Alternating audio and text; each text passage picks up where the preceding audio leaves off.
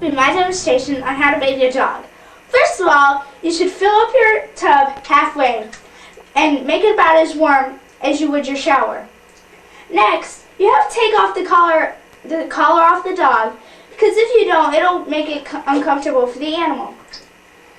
Next, what me and my family like to do is take a big cup that you get from McDonald's or Burger King. Just fill it up and dump it on the dog, because usually you can't get your dog to dump this all.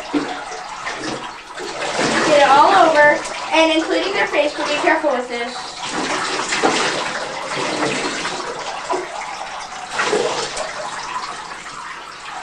Then you take a shampoo. We have an oatmeal shampoo because my dog tends to get dry skin. You might want to ask your veterinarian which kind of soap you should use. What you do, you take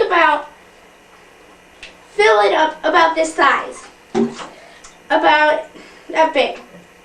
Next, you should lather it up real good and put it all over your dog. Make sure it lathers up really good so you can get it to its maximum extent.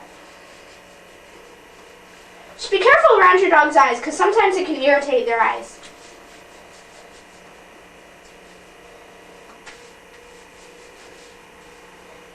Have to be careful how much you put in one spot because then it can get too irritated.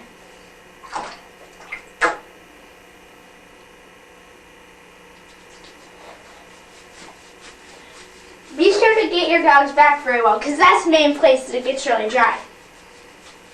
Get under their belly, and of course, on their legs and paws. Down. Okay.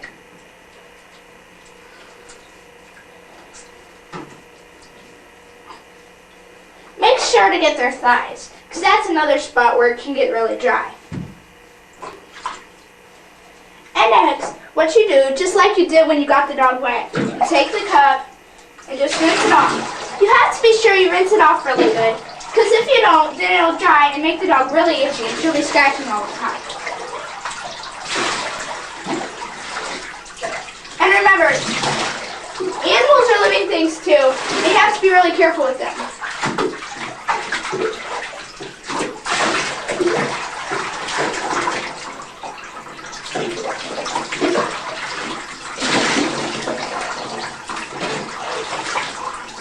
If your dog has long fur, you might want to run their back until the fur stands up, because there could be still some soap hiding under that.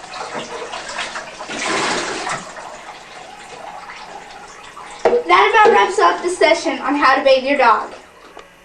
Now, after you empty the tub, you might want to clear the dog hair, because like all dogs, your dog will likely shed. Next, you take a towel and dry them. Your dog's natural tendency may be to shake.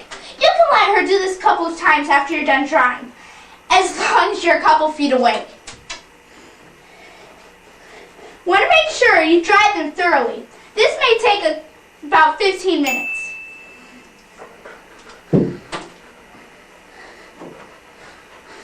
Or you can just let her dry by herself, like you dry her for a little bit, and then let her air dry.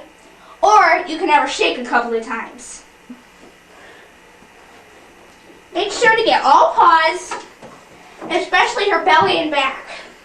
She can usually dry her ears and neck by herself, but you can help a little bit if you'd like. Now you can let your dog shake a couple of times.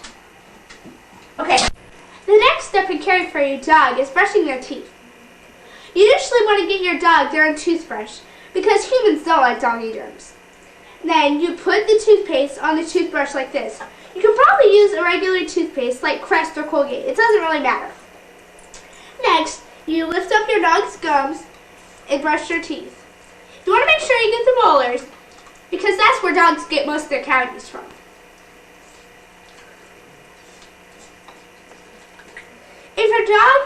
If you feed your dog dry food or give them rawhide bones to chew, their teeth will probably already be in pretty good condition, but you might want to brush their teeth anyway, just to be on the safe side.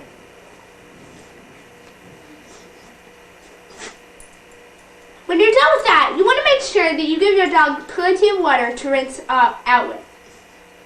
Now, With my demonstration, I hope that you learned some things and that you can take care of your dog better. Thank you for your time.